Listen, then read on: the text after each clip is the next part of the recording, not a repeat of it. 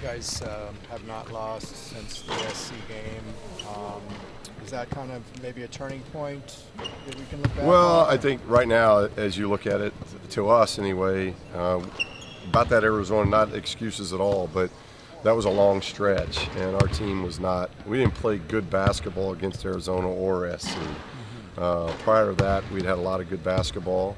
I thought we got beat at Oregon, and yet we played good basketball. We had spurts in the Arizona game, but you could just see, in my mind, a tired team. And I think that break after the SC game at least kind of rebooted things, and it's led to 4 games here. We've played good basketball for 4 games, and I think we're improving in some areas as well. Now we got to, as we have a week here to get ready for SC again, and not just SC, but this is the last break we have until the end of the season. So, 1, we want practices to be very good, but 2, be able to maximize some rest time so our guys are mentally and physically fresh going down the stretch. Can you expand on that a little bit? When you only have the 1 game rest time, how do you balance that as a coach? Well, I'm just big. You get into February and March, our practices really get reduced. We're not spending any more than an hour to an hour 15 minutes on the floor. We'll spend a little bit more time in film room on light days and those type of things. Continue to do our maintenance in the weight room. So we'll get it. When you got 1 game in a week, you can get 2 or 3 lifts in a week. So usually sometimes you're only getting 1 lift in. So it's catching up there. But it's really monitoring the guys' legs and mind more than anything this time of year. And I think it's one of the reasons last year it didn't happen. But most seasons our guys improve as the year goes along. And this is such a big basketball IQ group. We just want to make sure we're very fresh down the stretch. Right now I think we are. We just got to stay that way. You guys I've lost 4 in a row to them. I've not lost more since the 1940s to USC in a row. Does that resonate with anybody that, this is kind of the brink of the wrong kind of history and enough is enough here? I don't know if that has anything, any motivation to us. I think if we want to talk history, I mean, there 10 national championships in 11, 12-year span, at one time. So we're not going to do that. So we just want to win. And now we don't like losing. Obviously, it's a in-city rival. It's a great rival right now, and I think they're very good. I think this is a very good basketball team, and a team I think should be ranked at this time. I really think that they're that good, and so they've played very well against us last year. They played very well, I thought, in game 1, and we didn't. We were 4 guards most of the second half of that game. We haven't been 4 guards since that game, and we've played very, very well.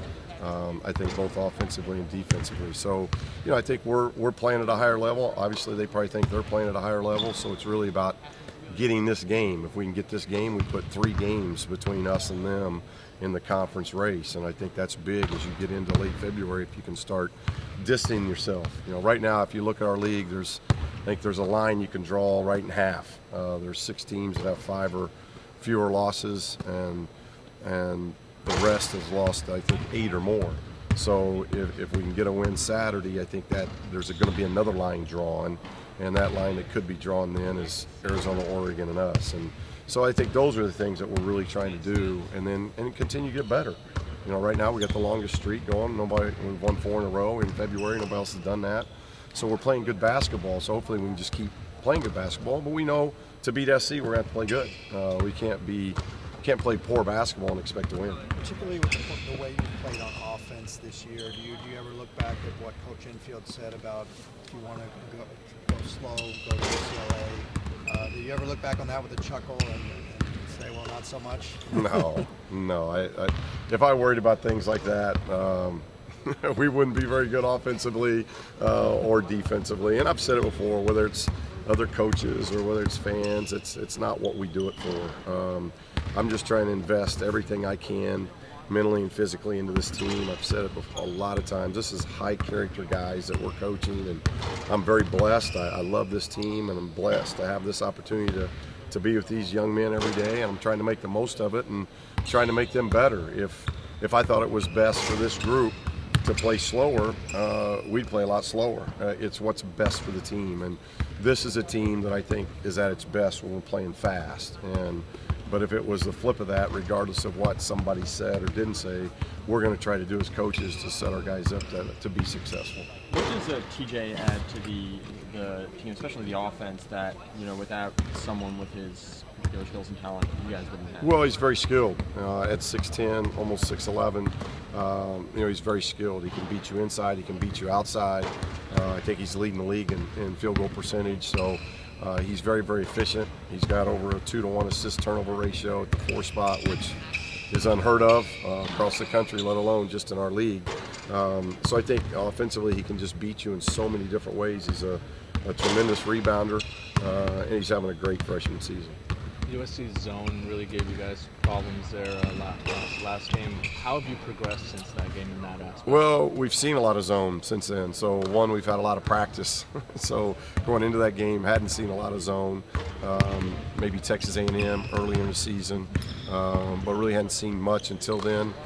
When they were man, it was 20-10 before they went zone, and we hadn't really seen it much. And then I think playing 4 guards in the second half was a mistake. I didn't like those matchups, and I thought we stood a lot, and it's not something we hadn't seen a lot of zone. So 4-guard lineup had not even practiced a lot, let alone had game experience against zone.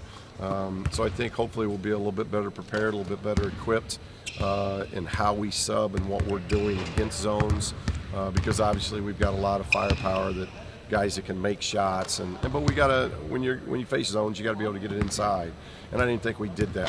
I thought we stood a lot, and that again, it was indicative of a team that to me looked a little tired, and hopefully we got a little bit different look to us on Saturday. I don't know if you can have a better atmosphere than you had Thursday night against Oregon, but obviously a Saturday night game with SC, how does that compare, Steve, to the likes of an Indiana and some of the greater atmospheres? Well, I don't like doing comparisons, but I will say Thursday night was the best I've seen it since we've been coaching here. In our 4 years, I thought that was the best environment we'd seen on Thursday, and I do. I think it had a lot to do with us winning. Oregon was playing at a high level. They'd just beaten Arizona pretty soundly, so they came in here with a lot of momentum and playing extremely well, very confident. And so you never know the ebb and flow of a season. You get teams that aren't playing well or playing. I thought Oregon came in here as confident as any team we've played, and they showed it. They made everything to start the game, made everything in the first half. And I thought in the second half, the energy that our guys got from the students and from our fans was huge. I thought it was a difference in the game, and you never know the ebb and flow of games, and we're going to need that on Saturday. So, we're obviously anticipating a sellout, and I think it's a blue out. We're going to have a lot of fun with that. So we obviously need we're running out of games at home. We're down to 3 home games and 2 road games. So all these games are imperative, and we've only got 2 games left of top 50 teams, and that's USC and Arizona. So obviously a huge game for us. How do you feel like you guys match up athletically against USC right now? Good. They're athletic. Oregon's athletic. I think Arizona's got a lot of athleticism. Washington's another one of those teams with a lot of athleticism. So, Kentucky, we played Kentucky, is as athletic as anybody. So we match up fine with them. The difference now is Boatwright's back. So that's going to be a good matchup. Really, they were playing a lot of 4 guards against us last time. And now Boatwright's in the lineup, and he's more of what a TJ Leaf as far as that type of stretch 4 kind of guy. So I think it ends up being a great matchup. They want to play fast. We want to play fast. So I don't think you're going to see one team trying to slow the other team up. I think it's going to be an up and down game. Did they maybe look a little even more athletic in the first game because they had a lot of turnovers that generated their transition? Well, yeah, that always makes the team look athletic when one team's dunking all the time, and that's all. We had 17 turnovers in that game. I think 14 were live ball turnovers, and it's the most all year.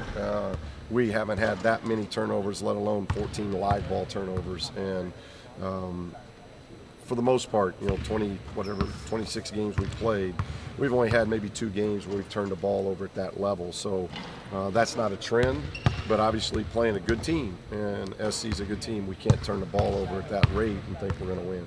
We have time for one more question. All right, thanks, Coach. Thank you. Appreciate it. Thank you. Thanks.